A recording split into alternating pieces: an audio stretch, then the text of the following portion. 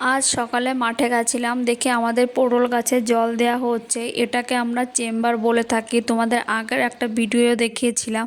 এর সাহায্যে কিন্তু আমাদের মাঠগুলোতে জল দেওয়া হয়ে থাকে। এই দেখো, এই জলটা কিন্তু রাস্তা দিয়ে বেরিয়ে এই নালার ভিতর দিয়ে যাচ্ছে এবং আমাদের এটা কিন্তু জমি, এবং এই জমির চারিদিকে কিন্তু দুপাশেই জল সুপারি গাছ রয়েছে। এই সুপারি গাছগুলো দেখতে কিন্তু অসাধারণ লাগে।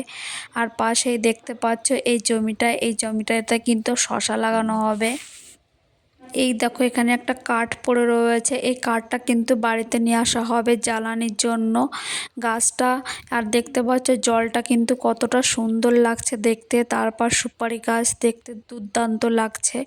সব কিছু নিয়েই কিন্তু খুব ভালো লাগছে। আর ওই যে দেখা যাচ্ছে আমাদের পটলের জমি, এই জলটা কিন্তু নালা বেয়ে যাচ্ছে। আর এই যে পাশ দিয়ে দেখা যাচ্ছে, এটা কিন্তু আমাদের বেগুন গাছ। আর এই দেখো, জলটা ভিতরে ঢুকে গেছে, মনে হচ্ছে যেন সমুদ্রে চলে এসেছি আমি। সমুদ্রের মতন জলটা স্বচ্ছ এবং সুন্দর লাগছে, মনে হচ্ছে যেন এখনই স্নান করে নিই। এখানে দেখেছো কতটা পরিমাণ জল দিয়েছে জমিতে, অনেকটা পরিমাণ হাঁটু প্রায় জল হয়ে গেছে। এখানে কিন্তু প্রচুর পরিমাণে জল দিতে হয়, না হলে কিন্তু গাছগুলো ভালো হয় না। যত জল দেওয়া হয় ততই কিন্তু ভালো। আর এই যে কোটো দেখতে পাচ্ছ, এইগুলো কিন্তু সকালবেলা উঠে পটলের ফুল ছোঁয়ানোর জন্য লাগে। আর পটল গাছ কি জানো তো, প্রতিটা ফুলই কিন্তু ছোঁয়াতে হয়।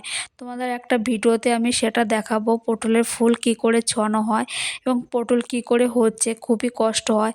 আর এই দেখো, দেখতে পাচ্ছ জলটা কিরম স্রোত আকারে যাচ্ছে, এই স্রোতের মতন যেন চলে যাচ্ছে। এই দেখো, এটা কিন্তু খুব জল। আর এই দেখো, একটা স্রোতে ভেসে যাচ্ছে একটা খড়কুটো, এইভাবেই চলে যাচ্ছে। কিন্তু ওই দেখো চলে গেল লাঠিটা স্রোতের টানে।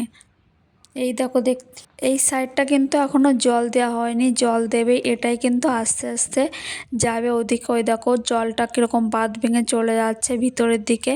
জলটা কিন্তু আস্তে আস্তে এদিক থেকে ওদিকে ছড়িয়ে পড়বে। কেউ কিন্তু কিছু দিতে হবে না, ওরা এমনিতেই চলে যাবে জলে টানে। এদিকে দেয়া হয়নি, যে আস্তে আস্তে করে চলে যাচ্ছে।